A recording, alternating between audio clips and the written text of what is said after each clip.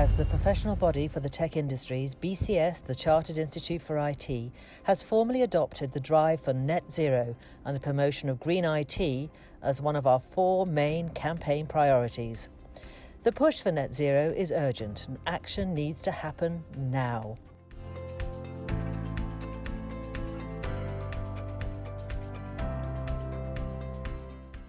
We believe technology can play its part, so long as there's the commitment from governments, industry, and all of us to make the changes needed to adopt the green IT innovations that are already out there, and to develop more to tackle the climate emergency.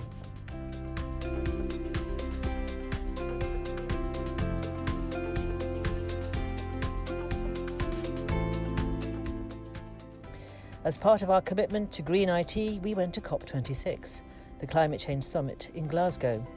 We spoke to people at the forefront of technical innovations that are being used to get us to net zero now. And we spoke to those in developing countries who did not have the technology they need.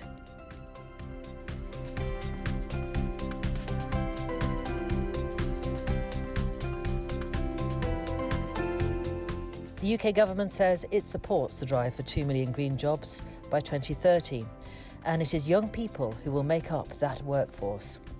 Hi, I'm Alex, and I'm here to learn about the environment because I really passionately feel that we should really stop climate change, and I just thought this would be the best place to learn about it. And we here at BCS want to help the students of today to get the digital skills that could help save the planet.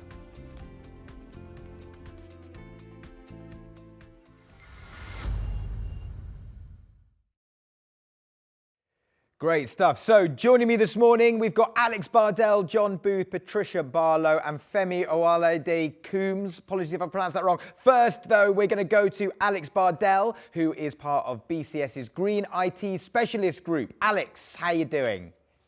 I'm very well, thank you. How are you? I'm very well, thanks, mate. So what can you tell us exactly about what it is that you do at BCS? So at BCS, we're the Green IT group. So really our objective is to try and promote sustainability and technology. And this really goes into 2 kind of fundamental areas. First bit is technology in itself in terms of how technology consumes energy, how we create all these devices which we need to recycle and reuse. And the other aspect is how can technology help us mitigate climate change? You know, can we use coding? Can we develop apps? Can we develop products and services that will help us along that journey to actually move away from a carbon-based economy and to really reduce our energy consumption? Yeah, I mean, one of the things that we spoke about a lot yesterday in our sessions is obviously the role that technology plays. It does feel vitally important. And so where did your passion for sustainability within the IT sector come about? When did you have a kind of light bulb moment when you were like, you know what, I want to use these skills for good? I had a couple of light bulb moments. I think the first one was when I was at school, I was really, really bad at English. And it turned out I was dyslexic or diagnosed with dyslexia. And then someone gave me a computer. And back in those days, computers were really expensive and they were quite rare. And this was a big opener for me because I could suddenly start writing, and this really, really helped me. And then I could start progressing and getting better. So I sort of carried on at school, got my A-levels, went to university. And then I started at a big technology firm. And it's really exciting to see that within the technology arena, you're based more on merit. So we had people who were apprentices, people who did HND, vocational courses, and all of us were together. And how you progressed in these companies was really based on how good you were, rather than whether you went to the right school or had the right degree. And then probably maybe about 12 or 13 years ago, the company I was working for started an initiative. It was called the House of Carbon. And we were looking at climate change. It wasn't such a big deal then. But we started thinking about how technology was consuming energy and how we could help firms and organizations reduce their energy consumption. And so from that, we created this initiative, and this really got me started. And I think the other big thing is that I became a father, and I started thinking about, you know, how do we actually function in this world, and how can technology help us to look at our energy consumption and reduce our energy consumption. And I think for me, that was the big driver. And then since then, I've been working with the BCS and working in my own self as a consultant to try and understand how technology can firstly sort its own problems out in terms of energy and waste, but also how can technology help us to move to a low carbon, zero carbon world. And then, how would someone who was 15, 16, like I was when I was diagnosed with dyslexia, how could someone actually say, well, I want to make a difference, and these are some of the ways that I can actually drive and motivate myself, and this is the direction I want to go on, and this is how we've got to where we are today. Yeah. I mean, you don't necessarily think immediately about IT being kind of green in and of itself, but today is all about finding those green jobs. So what green careers are there in IT? Are there specific things that people can look at where the focus of the job is on that side of things?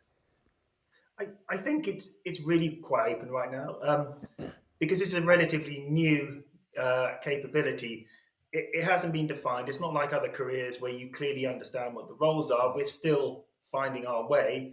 And that kind of makes it quite exciting because it's a new opportunity. And if you were coming along into technology today, it's up to you really to help define this, what this looks like. But I would also say that green jobs in IT is a very wide basis. If you're not interested in programming, or you're not super interested in technology, there's lots of roles out there, say things like digital marketing, business analyst, assessors and consultants, lots of roles which are not technical. But if you are technically minded, there's lots of opportunities. And I think it kind of goes into whether you're interested in programming.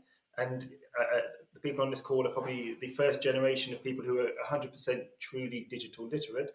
But also, we need to look at some of our electronic devices. And so there's a more hands-on functional role, which is how do we make our computers, how do we make our mobiles, how do we make them last longer? And so there's a real initiative now, which is called the Right to Repair, which means that there'll be a whole group of skills of people who actually will need to repair computers and mobiles and electronic devices so they last longer. Yeah. And I think historically, it's been a bit of a problem. Historically, every 18 months you've bought a new mobile phone, but we can't sustain that anymore. No, that's really, really important. Well, look, thanks very much, Alex. We're going to come to you now. Just stick with us though, Alex, because we might have some questions from our audience at the end. Great to have you with us as well, John. How are you doing? I'm very well, thank you very much. Excellent. So, John, first of all, tell us a bit about what it is that you do. What's your background? So my background is actually, I started off as a BT apprentice back in the early 80s, and I basically learned everything about telecoms and telephones. And this was at the kind of the change from electromechanical devices to electronic devices.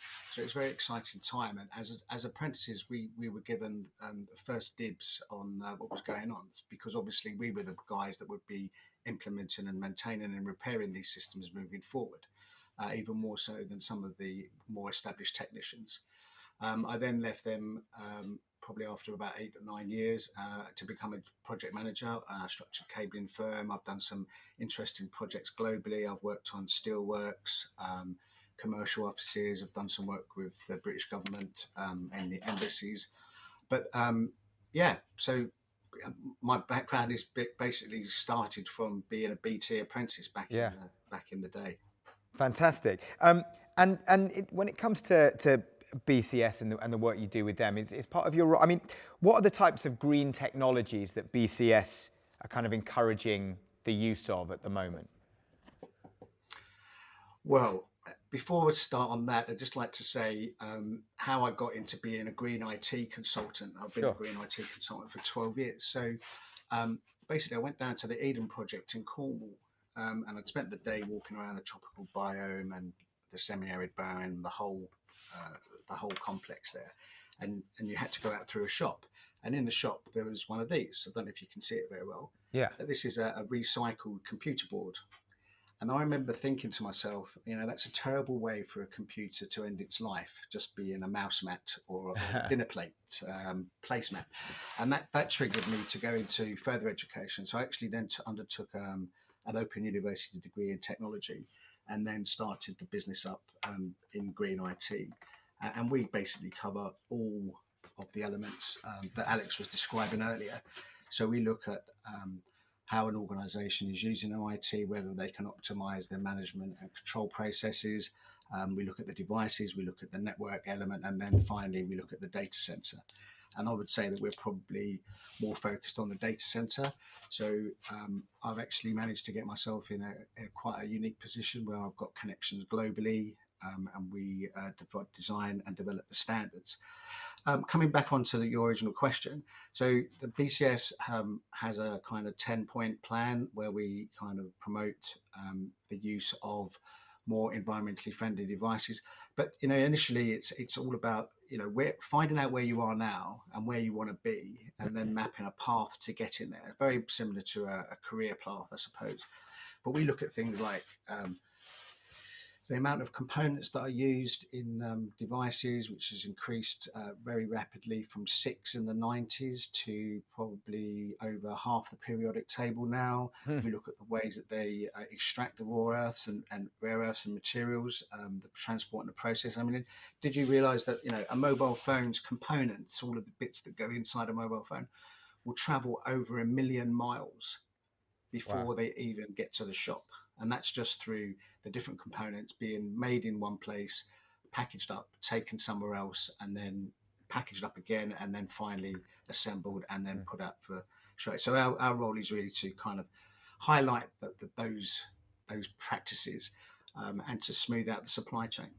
And do you feel hopeful that we're going to get to a place where there's less of these things being produced? People are going to start recycling and reusing things for longer. I mean, are we going to run out of the raw materials that just forces that change?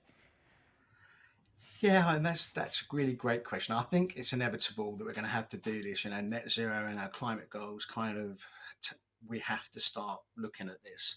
And here's an interesting fact. So the yield, so that's the amount of a material you get out of a ton of mining ore for rare earths is around about 0.5 to 1%. And actually, if we go to landfills, we're getting yields of 6% on some raw materials now. So it's actually better to mine landfills than it is to actually go and physically mine. Right. Yeah. Amazing. Well, look, thanks very much, John. Again, stick around. We are going to come to you again a bit later with some audience questions. But now on to you, Patricia. How are you doing, Patricia? I'm fine, thank you. Are you? Yes, I'm very well. Thanks very much for joining us. So you are a senior product manager at BCS. What exactly does that involve? So my role isn't technical. I'm not part of the IT at all. My role is about looking at qualifications and making sure that we've got the right qualifications for these future roles that we've been talking about this morning. So making sure that we've got qualifications that will help people to upskill in these sort of green areas. Right, okay. And is that linked in with so green IT standards for apprenticeships have been introduced by the government. Is that something that obviously that has a big impact on your work. What can you tell us about that? What does it actually mean? Yeah, of course. So the government have said that the digital standards that are available for apprenticeships, things like data analysis, things like software developer, have been classed now as green apprenticeships, so green skills. So what we're needing to do is to support people to understand what that actually means in practice, because there's a kind of misconception, I suppose, that green skills would be simply, I don't know, working on the land, working in areas where you can see that it actually relates to kind of, growing things or whatever. Whereas actually we need to show people what digital skills means in terms of green skills. And so in that sense, we're looking at helping people to understand that maybe a data analyst would be working at an organisation, I don't know, the WWF, to help analyse where the animals are that are endangered, etc., that type of thing.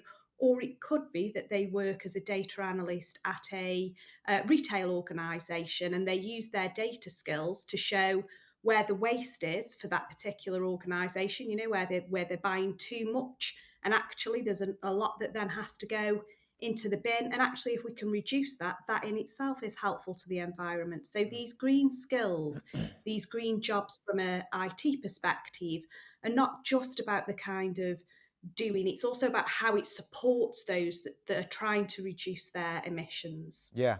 So when people are kind of making their decisions to what kind of apprenticeships to do and what kind of world to go into, I mean, it sounds like so many skills are transferable and can be applied to green projects.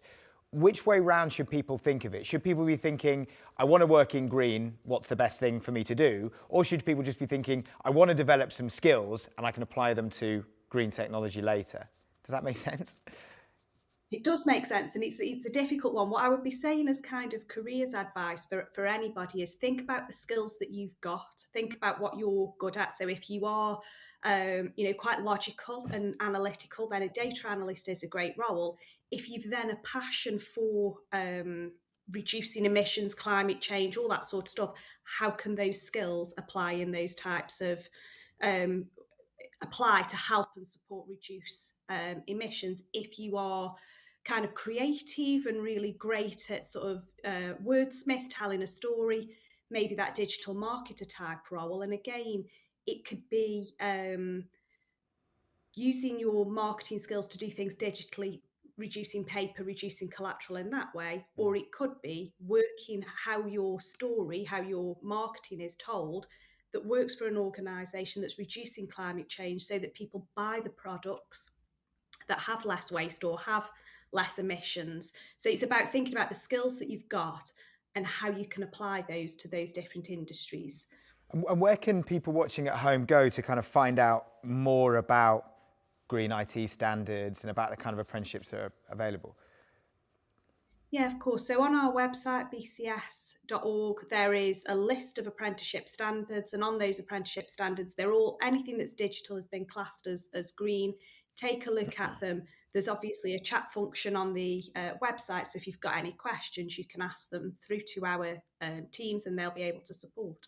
Brilliant. Okay, great. And I know we're getting some more questions in from the audience as well. So we'll be putting them to you guys shortly. But first, finally, we've got Femi. Femi, how's it going? Brilliant over here. I've heard some really interesting things so far. Great. Yeah, great. And we're only just getting started. We've got so many more great sessions to come today as well. But Femi, let's talk about you for a minute, mate, because you're a tech entrepreneur, but you started your entrepreneurial career very young. Can you give us a bit of background and some of the highlights of what you've been doing so far? Okay, so I guess in terms of my highlights, I'd have to say in 2017, I was awarded an inaugural Legacy Diana Award. And I also got a Point of Light Award from the Prime Minister for my service to the community, upskilling young people in the digital skills. And the same year, I actually went to Bangladesh to teach street kids to code. Wow. And when I came back, I set up my business, which was really, really fun. And I got a few keynotes as well for Red Hat in San Francisco at the age of 11. I got to do a talk over there, which was really, really insightful. And just before COVID, I represented the Department of International Trade in Thailand and also the Global Tech Advocates in China.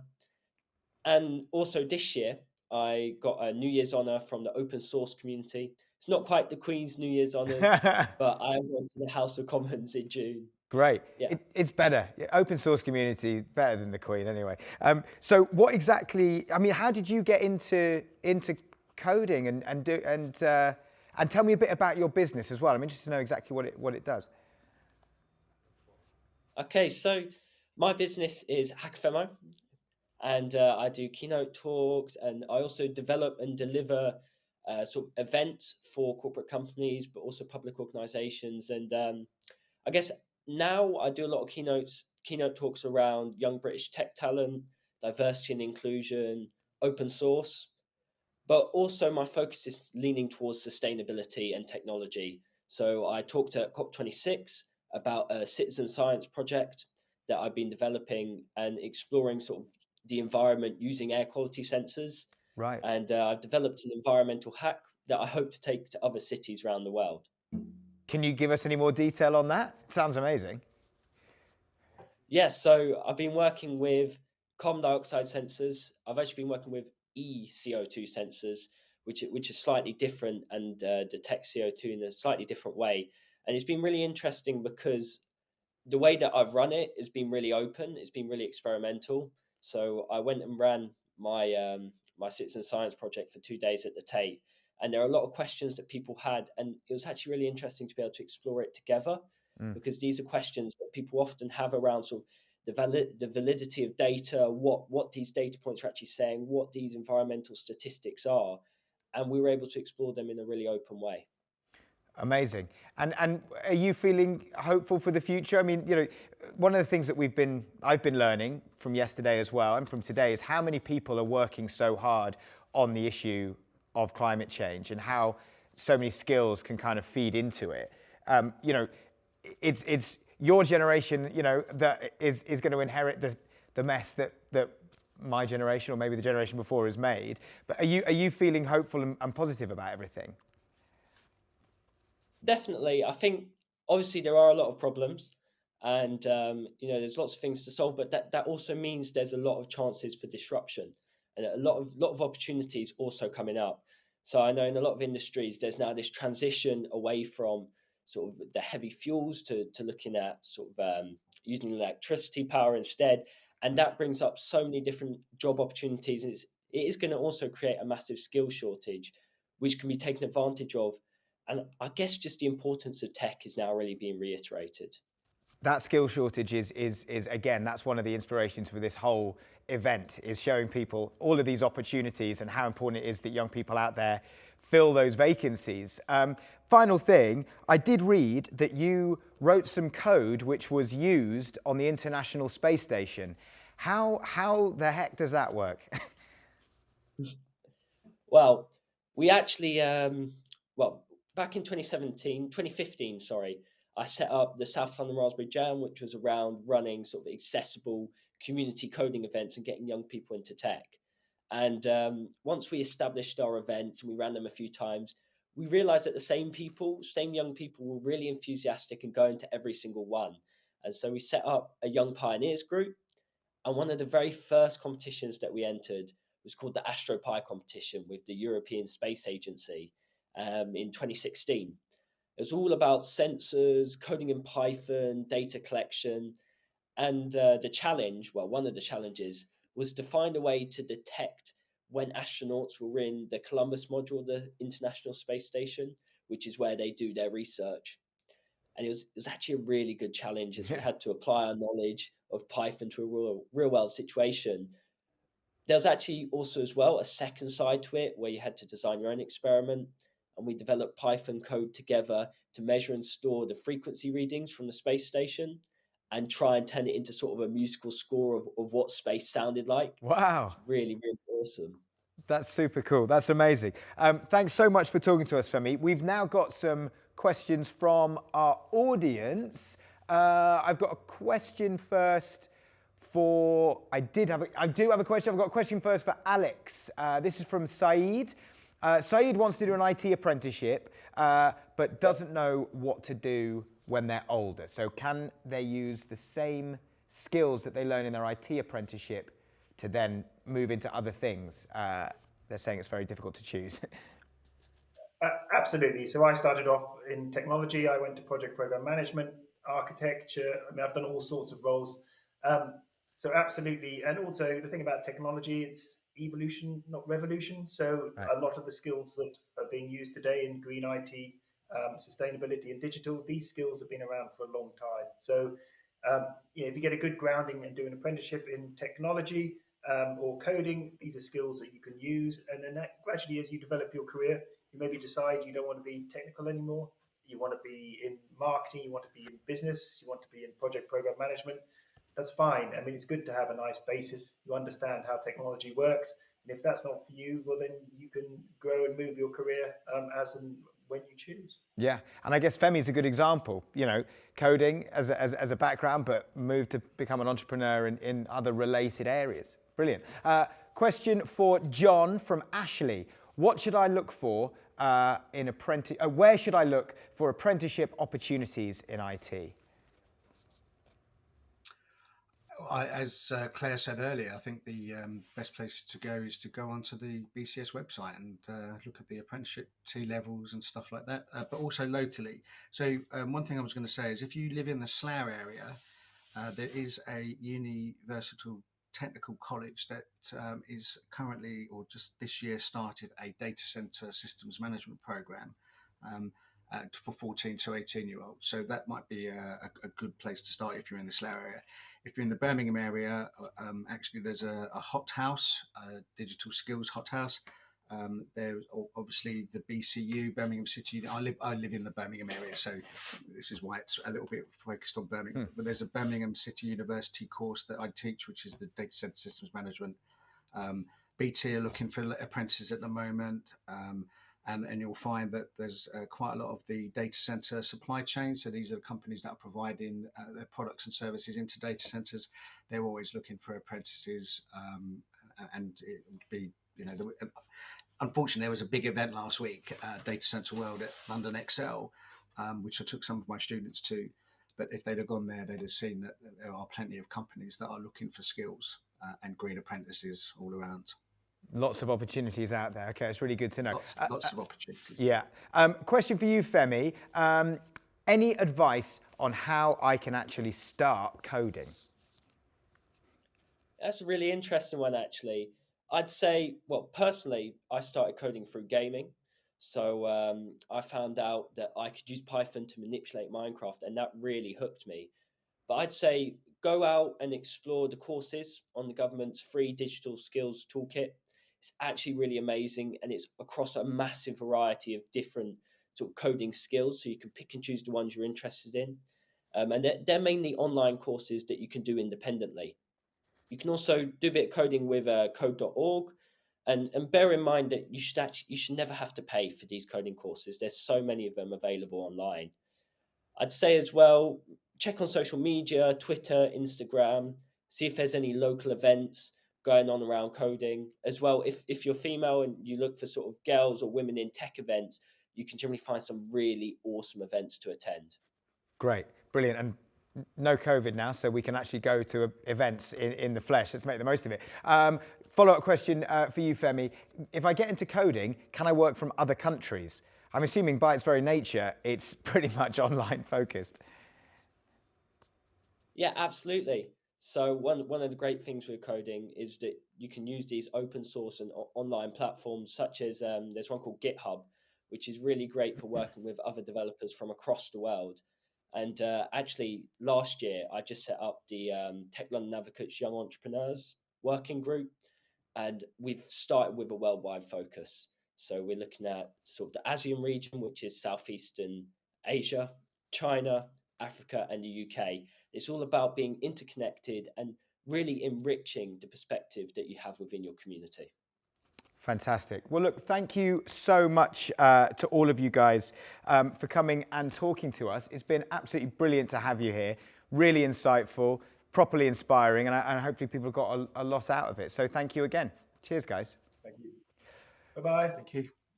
Amazing. Right. I think it's time that we were joined in the studio by a very special guest who's going to be with us throughout the day to give us her insights into what it's like to have come through the world of WorldSkills UK. It's Keris Bolton.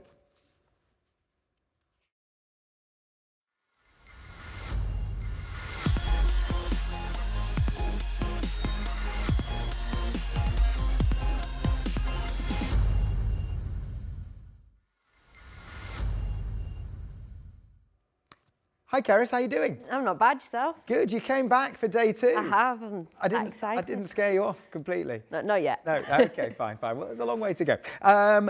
First of all, if anyone wasn't with us yesterday, just give us a little bit of detail about who you are, what you do, and what your background is. Okay, so I'm an employer engagement manager at an engineering training organisation in Manchester. My background is more like mechanical electronics, and I competed in WorldSkills UK. You did indeed. You've literally got the T-shirt to the prove t-shirt. it. Tell us a bit about competing at WorldSkills, because it's one of the great things, I guess, about being an apprentice is you can get involved in all of these competitions to kind of take your skills to a new level. Yeah, I think the good thing about WorldSkills is you are sort of like you're competing against people that are in the same situation as you. They're at the same level, so you get to sort of like compare where you are up in your training and things like that. Yeah, great. And also, I guess you gain some different types of skills, right? I mean, from what I understand, you're sort of competing in front of lots of people. You're almost, I mean, it's like being in a, it's like being a sports person or whatever. Yeah. I would find that absolutely terrifying. If somebody just is literally watching me do my job, it would be awful. Although I suppose that is literally my job, but other jobs, Nothing can prepare you for that. Yeah. But it's an experience, and it's sort of once to sort of it's hard to describe until you've been there. But you do just sort of like switch off, and you get in like that moment, and you're living in that moment in the competition. Amazing. And so you now work with helping other people go down the apprenticeship route and work with employers as well, right? Yeah. Are you finding that the appetite for apprentices is growing? Yeah, I think there was a bit of I want to say like a bit of a lull with COVID. A lot of people, like younger people, I don't think really wanted to commit themselves to doing something not knowing what was happening. But I think now it's started picking up again, and green's quite a big issue at the moment, and manufacturing industries that are sort of manufacturing more components for green areas. Right, so you're finding that people are now looking to bring on apprentices to help with them kind of upskilling in terms of green yes, jobs. they get a lot more projects coming in for like wind turbines and any sort of like solar stuff. So they need sort of like new talent to come in and sort of help with them projects. Absolutely. And what's next for you? What are you kind of working on now? Because I know that you obviously started with an apprenticeship, but am I right in thinking you're now doing a degree as well? Yeah, so I'm now doing a degree at Sheffield Hallam, electrical electronic engineering. So I'm in my final year this year, and then once I've finished, it's sort of see what the world has for me. You can do whatever you want. Yeah. Because often people think it's one or the other. I'm not doing a degree because I did an apprenticeship or vice versa, but there's no reason why you can't do both. I think it's really important for people to know. Yeah, I think doing an apprenticeship, you get those sort of hands-on skills, and a lot of the times experience is sort of more beneficial than the qualification. But as an apprentice, you get to do the skills and get the qualification at the same time. Perfect. Win-win. Well, look, thanks very much for talking to us. Are you going to stick around throughout the day? Yeah, I'll stick around. Great, and it'd be good to get your thoughts on some of the sessions as we go through as well. Yeah. Lovely. Thanks very much, Keris. Okay, right. It is time for our first break now, but join us again in a minute when we'll be hearing from Autodesk about some of their innovations in technology which play a vital part in developing a sustainable future.